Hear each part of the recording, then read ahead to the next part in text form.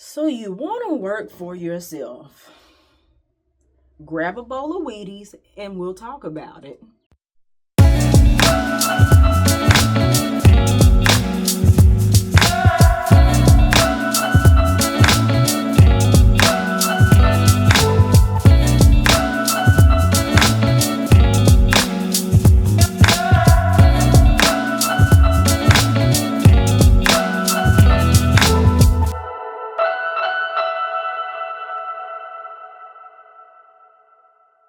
Hey y'all, welcome back to Mac the Maverick, where we talk all things well-rounded womanhood, like professional wellness and figuring out this thing called life.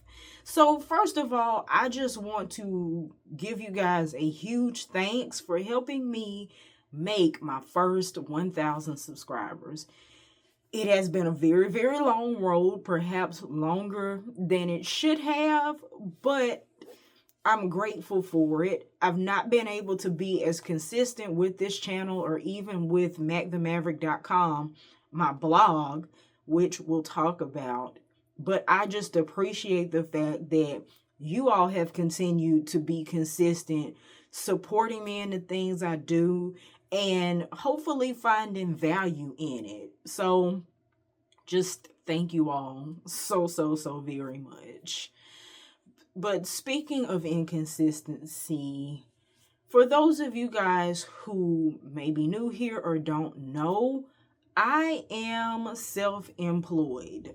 I left my last corporate job around this time 6 years ago, like right before, a few days before COVID happened. And I did do a video about that. I'll drop that down in the description bar if you're interested. And it has been a very interesting journey.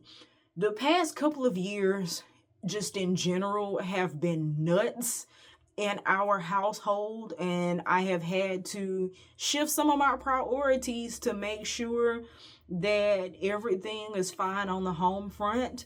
My husband is also self-employed. He's been working for himself probably for about the past 20 years. But it's been rewarding. I won't complain a whole lot. But what I'm noticing, especially as a mid-millennial, a lot of us saw the fallout of the Great Recession, COVID, and a million other crazy happenings in the world that made a lot of us want to go out and hustle and grind and do our own thing, which is wonderful. But no one really talks about some of the cons. We see a lot about the pros, but not a lot of the cons. We see the tip of the iceberg when people talk about their success and they show it on Instagram or wherever we are, but we don't see the miles and miles of ice under the water of them building and what they had to do to get there. And in my case, I'm actually fourth generation self-employed. My dad, my grandparents, their parents. So I knew that I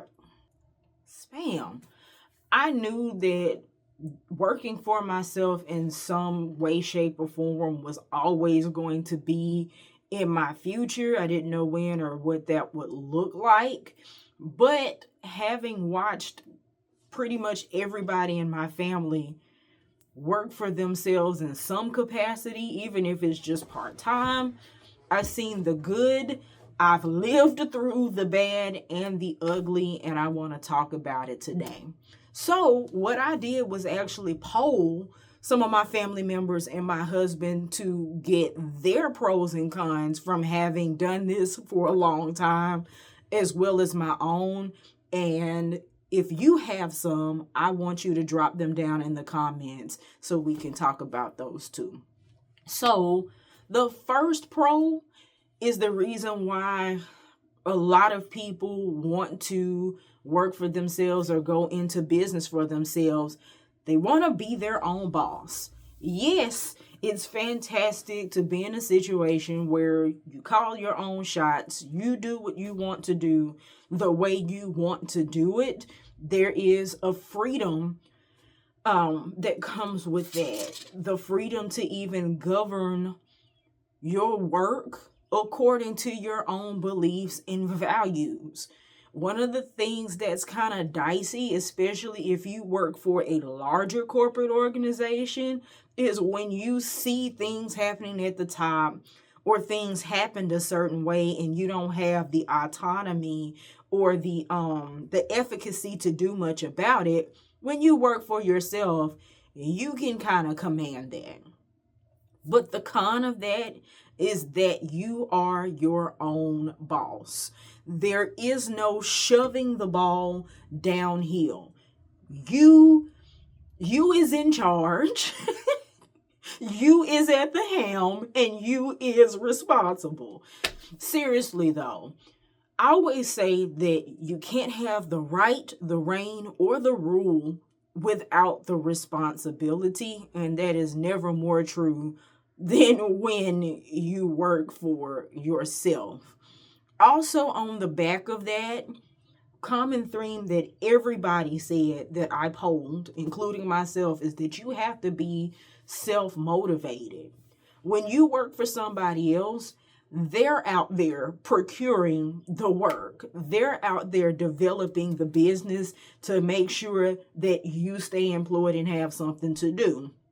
When you work for yourself, you gotta go get it. You are the salesperson. You are the business development person. You are the marketing. Even if you're just marketing yourself, you are in charge of that. And if you're not self-motivated or don't feel like you want to do that, then this might not be for you. At least not full time. That's for sure.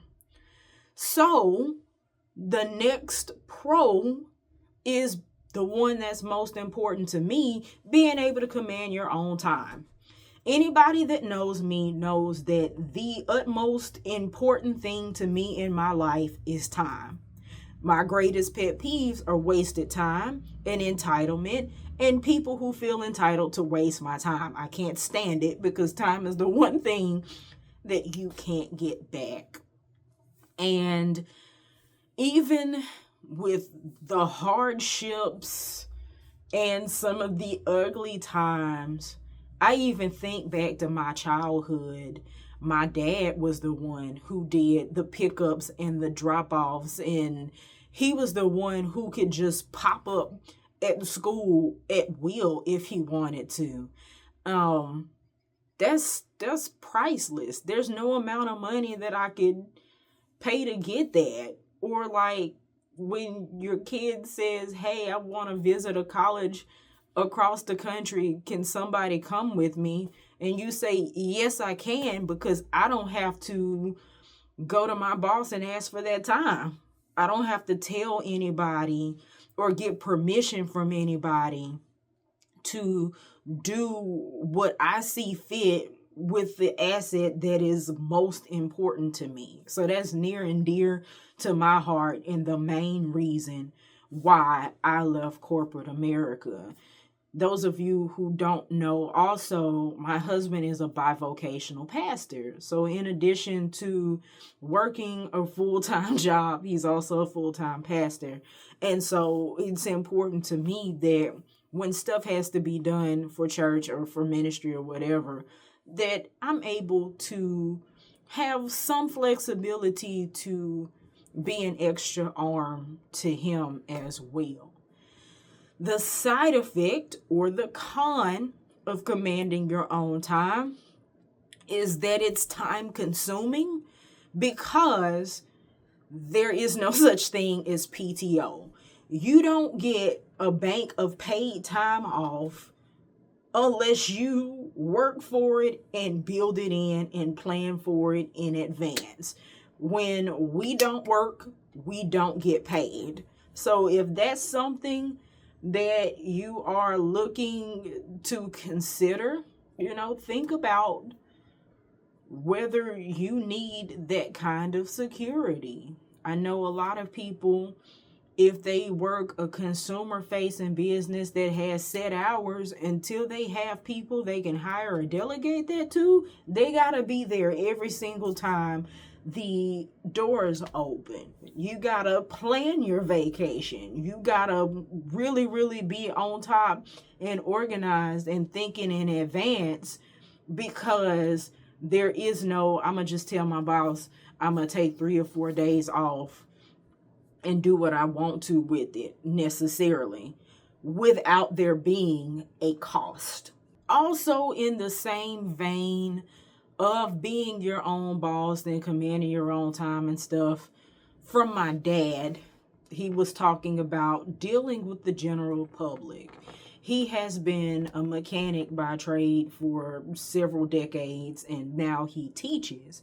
But on the service side of that, sometimes the public just ain't nice. I mean, I don't know how else to put this, because I've seen it with my own eyes, but people can be really wound up. Some people are not good paymasters, as he would say. So again, going back to that, you don't work, you don't get paid. If people don't pay you, you don't get paid. So you've invested this time and you've done the work, but now you might have to run somebody down to actually get your money, which is terrible. And I think we're doing better maybe culturally with safeguards and setting policies and boundaries in place for people who just can't get it together. But still, there's the law of averages says you might run into a customer that might be less than satisfied or not so nice or rude. We see it on the internet all the time, especially with small businesses. The minute them orders ain't shipping on time, or there's something wrong with a product, they run into the internet and it becomes a firestorm. And you're the boss, so you have to eat that and stand before the firing squad and take that L or whatever, or try to do your best to recover without it being irreparable damage. And in that vein, whether it's dealing with the public or dealing with money or dealing with paperwork, there will always be something or a part of what you do that's not your favorite thing to do. And when you work for other people, you might have a set job description, and hopefully 99% of that is stuff that you like to do, and somebody else does the things that you don't, and you say, that ain't my job, that ain't my problem. But when you work for yourself, you is in charge, you is responsible, you're responsible. So, another pro from my dad, he says, nobody can fire you. Which is technically true. You're in charge. It's your baby. You decide when you want to call it quits or not call it quits. You do it the way you want to. And people can like it or not because it's your business. The flip side of that, and he was also talking in that same vein about job security. We don't often think about job security associated with self-employment. But in his case, the service industry, more or less, he was just talking about how those are the jobs that tend to survive like major events like the pandemic and certain economic conditions. As long as we have cars, people are going to want to have their cars worked on. So that's a pretty secure industry, and nobody can fire him. He can quit, but nobody can fire him in that sense. And again, he teaches. I think I mentioned that. So in talking to his future mechanics, he always just explains to them that if they desire to go down that path, you can do very, very well if you want to. But on the flip side of that, for other types of industries, the economy can fire you. The people can fire you. see what I was just talking about the internet and cancel culture and stuff like that. So you do have to always be mindful of that next thing and what's going on in the world and being willing to adapt. Because as another con, if you want to call it that, you got to be self-motivated. That is really the one con that came out of everybody I polled, including myself. Unlike when you work for somebody else, where the company is doing the sales and the business development and the marketing, they're going out and getting the work and you're doing it.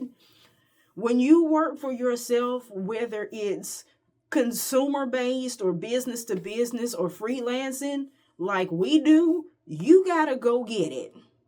You are sales. You is sales. You is marketing. You is business development. It is on you. Because remember, you're the boss, right? You're in charge. So if you're not interested in having that self-motivation, or you need the security of somebody else doing that for you, then working for yourself, at least full time, might not be for you. Now, again, going back to the flip side of that on the pros, if you are self-motivated and you choose your industry well and all this other stuff, there's potentially unlimited earning potential. It's not like somebody gives you a piece of paper and says, here's what you make, and that's it until we tell you that we'll give you some more, or you go somewhere else and get some more. But on the flip side, and I feel like this is the uglier side, there is a lot of uncertainty that can come with working for yourself. Uncertainty in finances, first and foremost, because it's not an every 2 week situation or every week or every month, however you get paid. It's not this. It's not this when it comes to your money in most cases. It's this. Or it could be this. And you have to really batten down the hatches. You have to prepare for that. One mindset that I have seen and have to be careful about, especially when things are good, a lot of entrepreneurs will say, I'll just make some more. Like, you make some money, and it might be good money, and you decide to go ahead and spend it on whatever you want because you know exactly where the money comes from and how the sausage is made. So I'll just go out and work for some more. I'll go pick up another job. I'll go grab another client. That is great.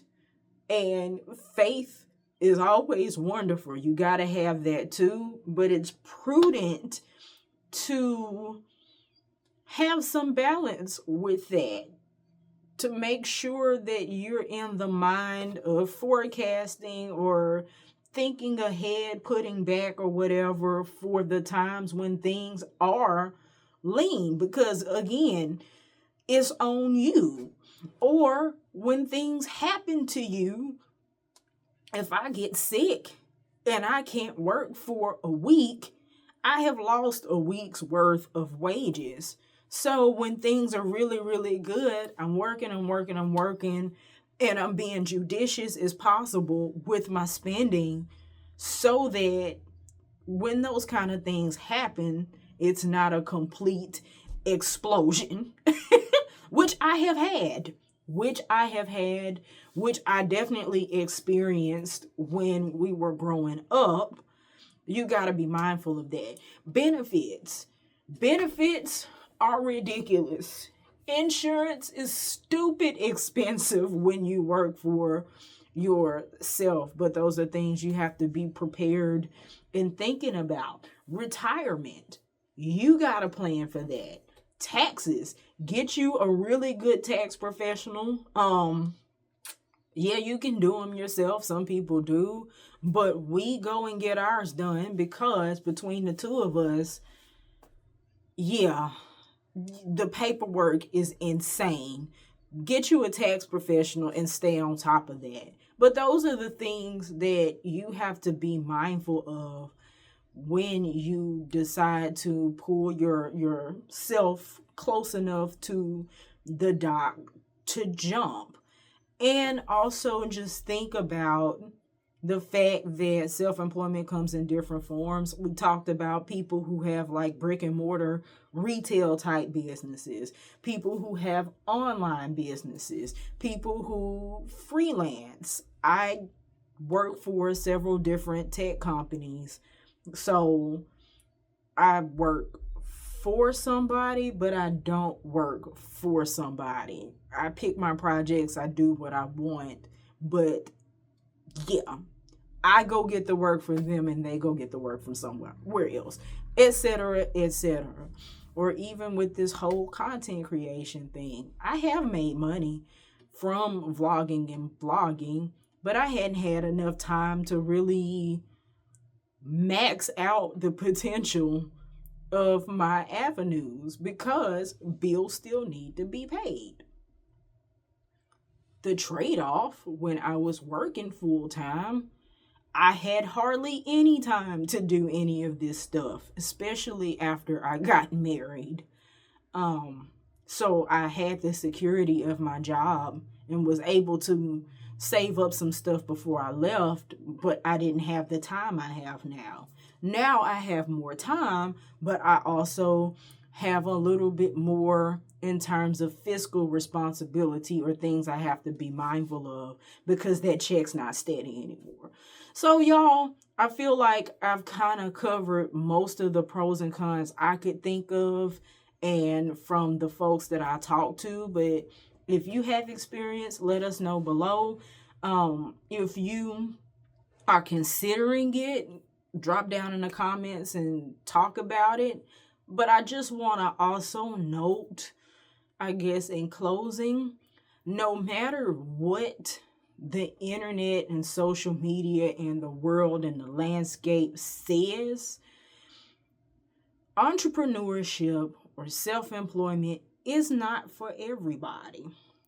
Some of us are more wired to need the security of a consistent paycheck, the security of consistent benefits built in. We have more desire to be able to go to work, come home, clock out, and that be it. And there is absolutely nothing, and I do mean nothing, wrong with that. If it's something that you feel like is for you, pray about it. Ask the Lord for some direction and plan for it and do it. You can, contrary to popular belief, go back to work. So many people, especially serial entrepreneurs, have had situations where they'll do something, it might fail or it might succeed, and they just decide, I don't want to do this anymore, and they go back to work. And then they leave work and they get on to the next idea of whatever the case may be. You're not married to either of these paths, but do what's right for you. If you want to work for yourself, don't be afraid, because there are a lot of people who are doing it well. God is blessing it, and they're going leaps and bounds, miles ahead. And there are people who are working more traditional W-2 type careers, and they're doing well, and they're growing by leaps and bounds and walking in their purpose. There's no one size fits all for that. So, with that said, if you're not already subscribed, I would love it if you would like this video. If you like this video, and share it with a friend. And until next time, please do what you love. Please love what you do, and keep at it, whatever may be for you. And I will see you guys next time.